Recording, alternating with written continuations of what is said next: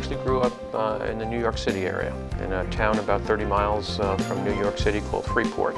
Long Island and the New York City area was an exciting place to grow up. There was a lot going on. I had the advantage of being in the suburbs, so that you had the suburban life if you wanted it, but New York City was just 30 miles away, so we would frequently go into the city for day trips.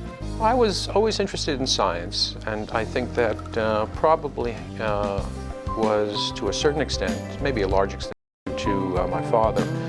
He was an electrician. When I was young, I would frequently accompany him on the jobs, and I became interested in electricity, and that developed further. I was an amateur radio operator, a so-called ham operator, when I was in high school, and I was in the radio club. I did have an opportunity to move to Texas in the 1960s.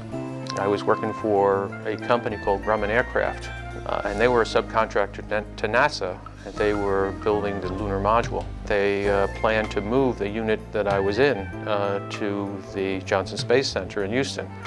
At the time, being a New Yorker, I had no interest whatsoever in moving to Texas, and so I quit the company and I went to graduate school to pursue a degree in science. The laboratory that I wound up working in was headed by an individual, Eric Kandel, who subsequently went on to win the Nobel Prize in physiology or medicine. I particularly liked the academic environment because of the freedom that you have to pursue your own goals. Part of being a scientist is to continually learn and discover, and you have the freedom to do that, and that's something that I like to do. I have a wife and 2 children. I have a sailboat, and we race down in Galveston Bay. I also will go on cruises with the family. Just recently, we did a 10-day trip.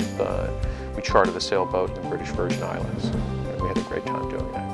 I train graduate students and I train postdoctoral fellows. They then leave my laboratory and go on and establish their own laboratories at other universities or in industry. And they develop their careers, but they also then contribute to science. So it's very gratifying and rewarding when they do so. It's been said that the neurosciences are one of the last frontiers of the biological sciences. So when we know everything there is to know about the heart and how the heart works, and the lungs and kidneys and how they work, we're still probably just going to be scratching the surface in terms of understanding the brain. It's clearly the most complex organ in the universe.